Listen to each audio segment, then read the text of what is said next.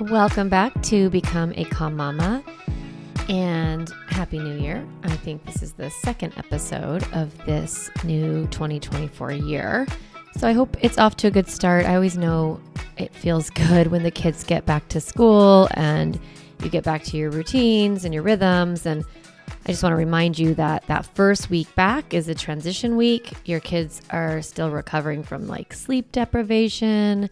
They maybe have, had a lot of like boredom. So they've been dysregulated over the past week, or you've had a lot going on. They might be really overtired. They might not have eaten well. There's a lot of colds going on. So your kids might show back up at school and get sick, and then you've got to have them home again. So I just want to remind you that you are in a transition as you head back into getting back into your rhythm. So give yourself patience, give yourself a lot of grace as you transition back. So this episode today is called Resetting Crappy Moments. And I really wanted to talk about this because I think this happens to a lot of us as moms, is that we're sort of doing a pretty good job staying calm, and everybody is, sort of half listening, they're complying and things are a little bit easy, and you're just like in your mom mode and things are going well. And then somehow there's like a switch gets flipped, or I've been thinking about it like you trip over your own nervous system, or your kids for whatever reason get super chaotic or dysregulated all of a sudden, and you're in, sort of what was going well all of a sudden goes to crap. And that ends up looking like, your kid has a major meltdown for no reason and you can't figure out what the heck is going on, or they just aren't listening to you, or you have, for whatever reason, hit your threshold. You didn't realize that you were starting to get overwhelmed and that your window of stress tolerance was like at capacity and you were about to blow your top and you just lose it, right? So when do we see this happen? I see it sometimes at restaurants. So your kids are doing fine. They get in the restaurant, they're ordering their food, and you're waiting for the food to come. You're sort of, they're occupied while they're waiting, they're hungry, and then they get the food, they eat it, and they eat it really fast, and then they start to act out. And your brain is like, all I wanted to do was sit here and enjoy myself, and now my kids are super wild, and I don't know what to do, and do we leave, do we not leave? Or you're at the grocery store, and they're putting stuff in the cart, or they're crying, or they're asking for things over and over again. And you're managing it well, and then all of a sudden, you're not, like, they're running away from you, and it feels out of control and out of bounds. And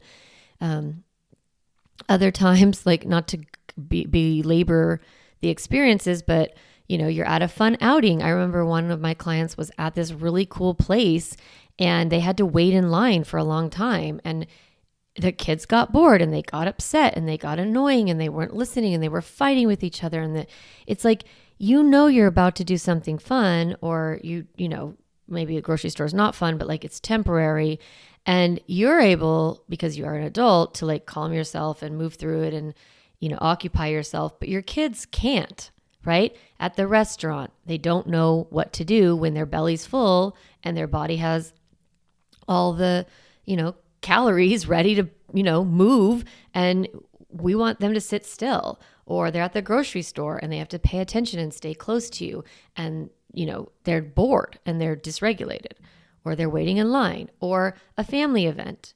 Maybe there's not, or a birthday party or something, and they get overstimulated.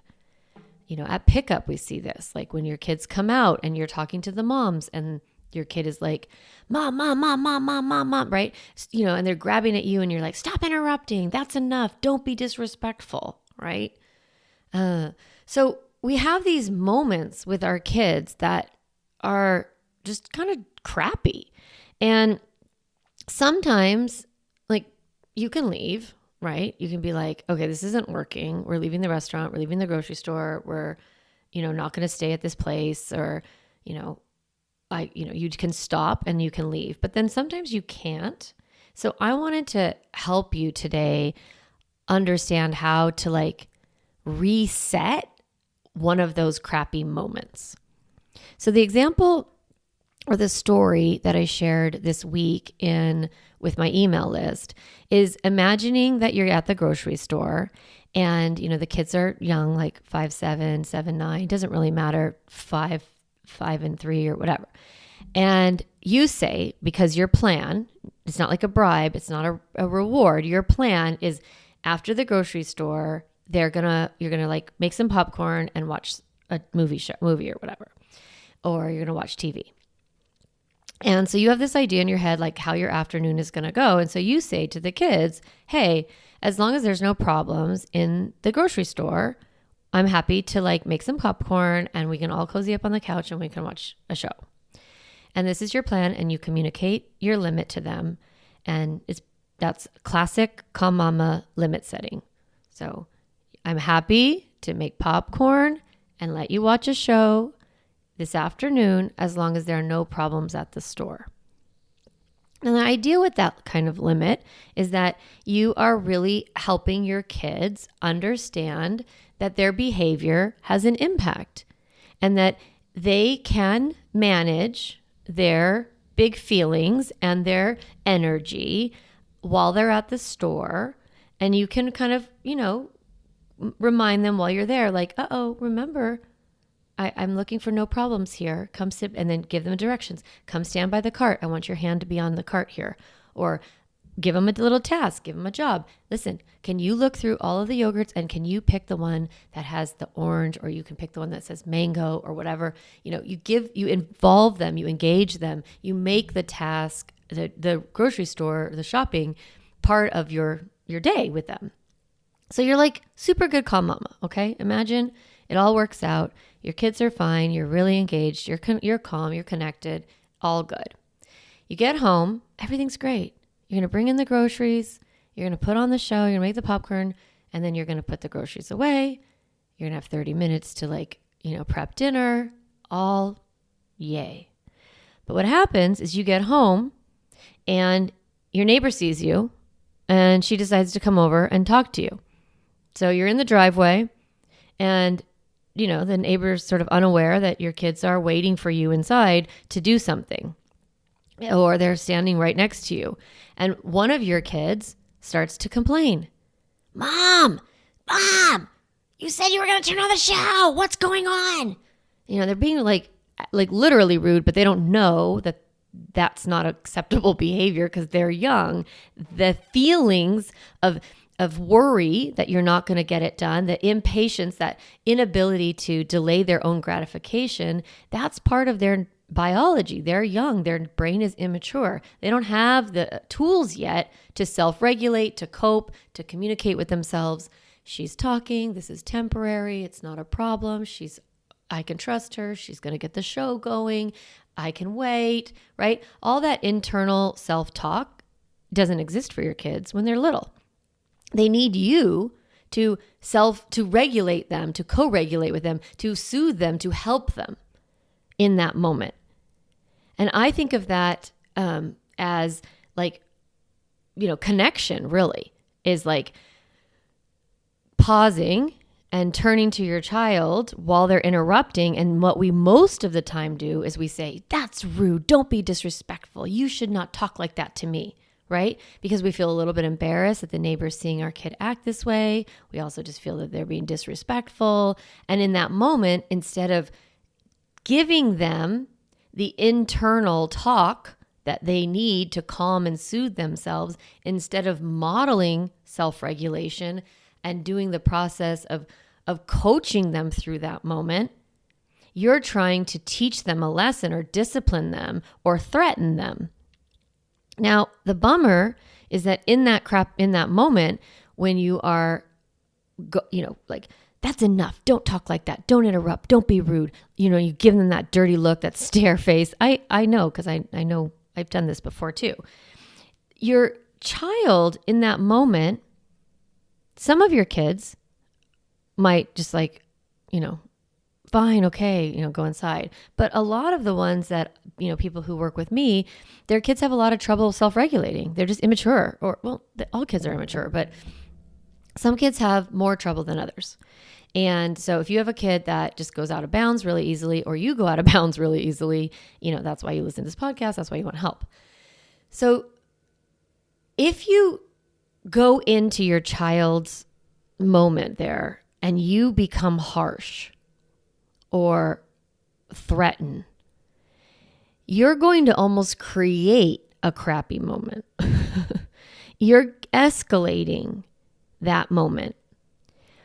Your child's amygdala, the part of their brain that activates the stress response, is sounding an alarm. When they're at the restaurant, it's not necessarily fear, it's boredom, so they dysregulate. When they're at the grocery store, they're restless. When they're waiting in line, when the plans change, whatever kind of situation comes up, I really want to help you see that your child in that moment, their behavior is a strategy that they are using to communicate their feelings or communicate their discomfort, or a strategy to cope with that discomfort, right? They're hitting, they're kicking, they're grabbing at you, they're pulling, they're whining. They're using these behaviors as a tool to regulate themselves, to calm themselves. We always use our body to calm ourselves. So your children are going to do that too. We use relationship to calm ourselves. So they're looking to you to calm them. They're coming to you.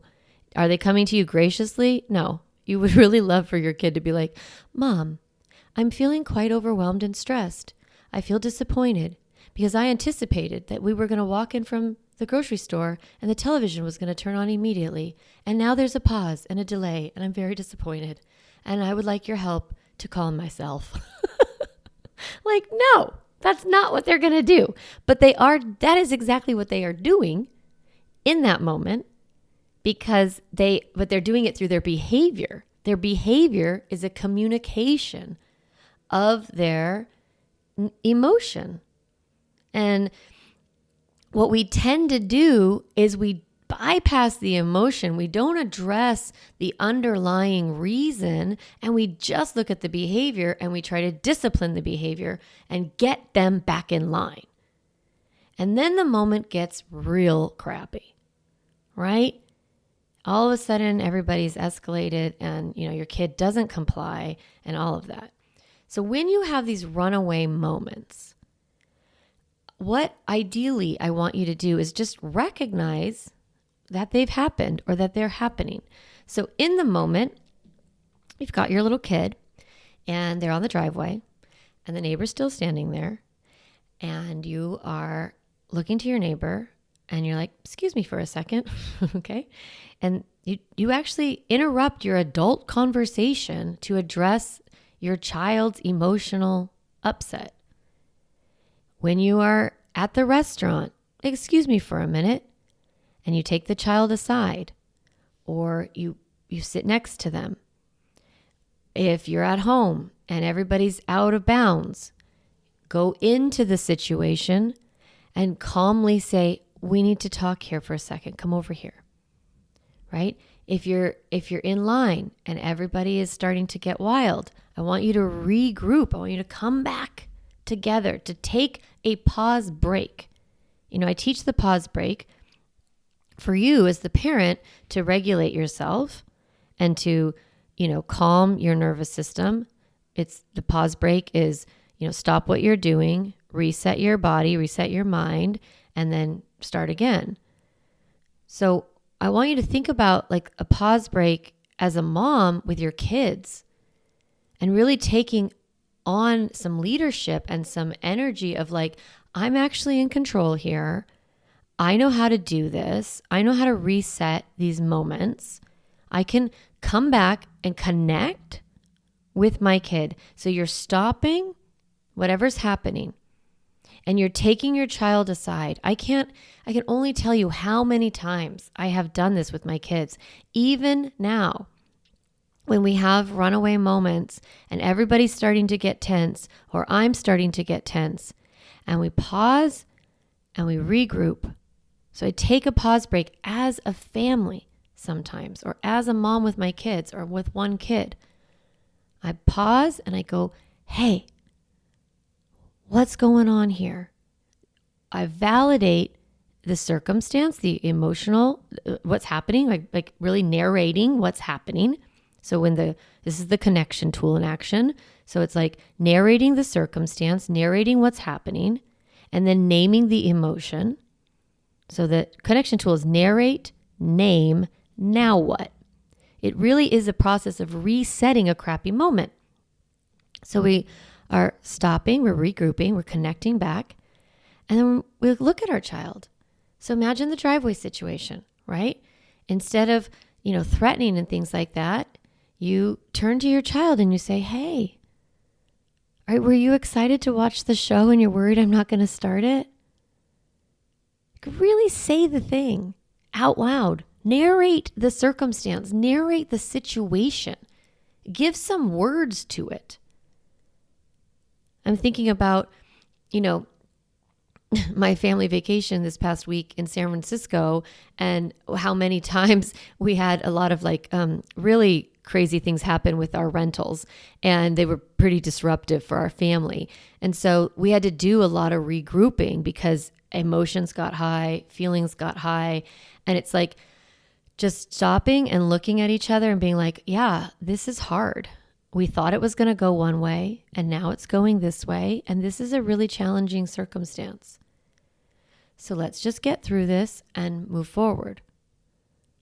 That's leadership. There's so much value in doing that.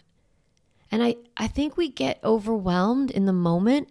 I know we get overwhelmed in the moment, and it just feels like fix it, change it, stop it, solve it, do anything I can to get control back and power back over and shut these kids down. And, and I don't want to judge you for that. Like, that's so normal. But you see it. It goes sideways. It gets worse. It gets even more crappy. So whenever you start to sense that that's happening or it's already happened, what I'm inviting you to is to go, okay, let's pause. Let's connect. When that connection is narrating what's happening, naming the emotion. So on the driveway, you say, I understand it's hard to wait. I am going to put on the show after I'm done listening to our neighbor tell us her story. You can wait next to me as long as you wait quietly, or you can go inside, get set up on the couch and wait inside. I'm coming in, I promise. So you're really narrating it out. What are you going to do? And then you turn your shot. What are you going to do? Are you going to stay here and be quiet, or are you going to go inside? You give some empowerment. You soothe that anxiety. Now, a lot of times, especially if you've done this, throughout, like once you take the course and all of that, and you've have the skill, your kids kind of trust, okay, she saw my need. I feel validated. I feel seen. I'm soothed. I'm okay. I'm going to go inside. I'm going to go inside, right? They might be grumpy about it. That's okay, right? They might be like, no, come in now, mommy, right? It might not be something they're capable of doing at that time. And so that means just looking back at your child, the neighbor or whatever on the driveway, and just being like, hey, it looks like I got to go inside. Thanks for telling me your story. Let me touch base with you later. Or sometimes it's like a restaurant situation. You're like, okay, this is way too much. I'm going to go sit in the car for a minute. I'm going to calm this kid. I'm going to connect with them. I'm going to regulate their nervous system. Oh, looks like we're not going to be able to stay in line here. I'm going to get out of line. I'm going to go to the back of the line and just start over. Can you choose your peace in that moment? Can you choose your kids' emotional well-being in that moment? Can you move, let go of some of the plan in your head or the circumstance in your head and just start over? That is resetting a crappy moment, to be honest. It's like you pause, you regroup, you connect, you limit set, stay quietly outside or wait inside. And then if they fail, they can't do it, you then have a child who's very dysregulated. That is not the time to start consequencing. It is, your brain is going to tell you to start threatening and punishing. And I'm saying if you add more threat in the moment, you're going to just escalate it even more. So instead, you turn to the neighbor, you say, looks like I'm going to need to help this one out a little bit. I'll talk to you later. You go inside and then you can reset again. You say, now that we're inside, I'm happy to turn on the show as long as we get these groceries put away, or, you guys, put your socks and shoes away, get your blankets set up, as long as you go get the popcorn out of the pantry and hand it to me. You can pull them in to a little task, right? So imagine you're at a restaurant and you say, looks like we can't stay inside this restaurant anymore. We're going to go inside. We're going to go in the car for a few minutes and we'll see if we can make it back in here. Or you just, have a crying kid and you grab the check and you walk, you pay and you just like, well, that was a disaster, right? But then in the car, instead of coming at you, this is why we don't go to restaurants. You guys are so disrespectful. And how can you do this? And you never listen to me. And don't do that. I want you to see that what happened in that moment is that your child just couldn't cope. The self-regulation skill was lacking. Your ability to soothe them in that moment wasn't there. So we're going to just keep moving forward and not creating more junk. When we have a circumstance like that and we have to leave the restaurant, we have to move the line, we have to leave the birthday party, or we get to something late, that is why I teach delaying a consequence. Because if you feel like your kid is just getting away with it and not having to, make it right, you're going to get resentful. You're going to start to feel really angry and frustrated, and your child's not going to learn that their behavior has an impact. So it's like the model is that feelings drive behavior and behavior has impacts. So your child, their feelings are valid, their behavior makes sense, and they're still responsible for the impact of their behavior. So in the model that I teach in the Calm Mama process, that is all about correction, right? It's bringing the impact of their behavior back to them.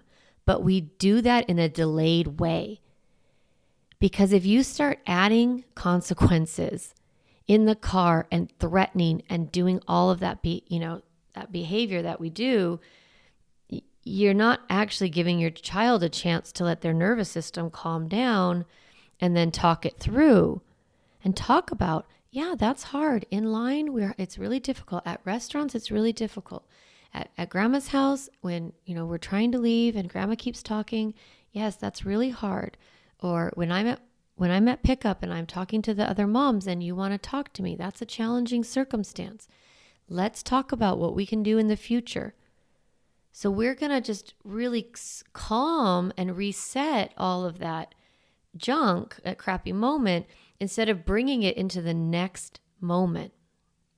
So this pause break for everyone, this family pause break, is really for you to sort of calm yourself, connect with everybody, set some limits, see where their brain is at, see if they can stay in the moment. And then if they can't, you're going to have to pivot. That's okay. And then if the pivot costs you anything, it has an impact, then we're going to pass that impact back on to our kids later.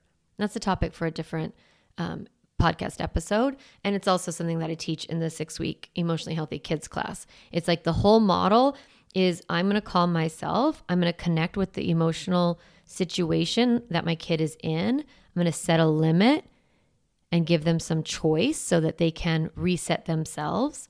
If they can't and they create a problem, I'm going to have a correction later. So this episode that I'm sharing with you is all about kind of how to maneuver through those hard moments, how to take that beat, right? Regroup, pause, connect, limit set, see where their brain is at. When you do this, what you are actually teaching your children long term is how to pause and reset themselves. We want our kids to be able to notice that they're getting dysregulated, that they are starting to feel overwhelmed, that they are frustrated, that they're angry, that they're overwhelmed, that they're worried, that they're stressed, that they're hurt, that they're sad. That is the definition of emotional literacy. Is I know what I'm feeling, I know how to talk about it, and I know what to do with it. So with our kids, when we are teaching them emotional literacy, that's the skill of self-regulation. It's like, oh, okay, I am aware that I am starting to get overwhelmed or upset. And I need to communicate that, and I need to do something about it. So when you pause and you take a pause break and you reset a crappy moment, you're setting your kids up for long-term emotional health.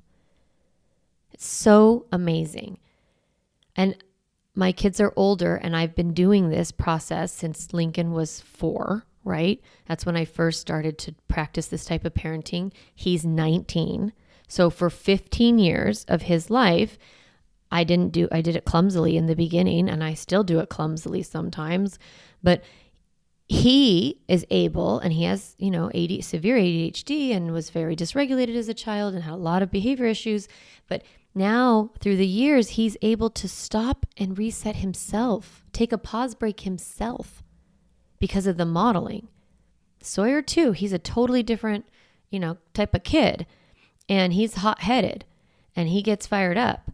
But he is able, even as a young man at 17, to stop and go, well, I'm just really upset, Mom. This is really hard. This is overwhelming. I don't want it to be like this. I wish we weren't here. I wish it wasn't like this.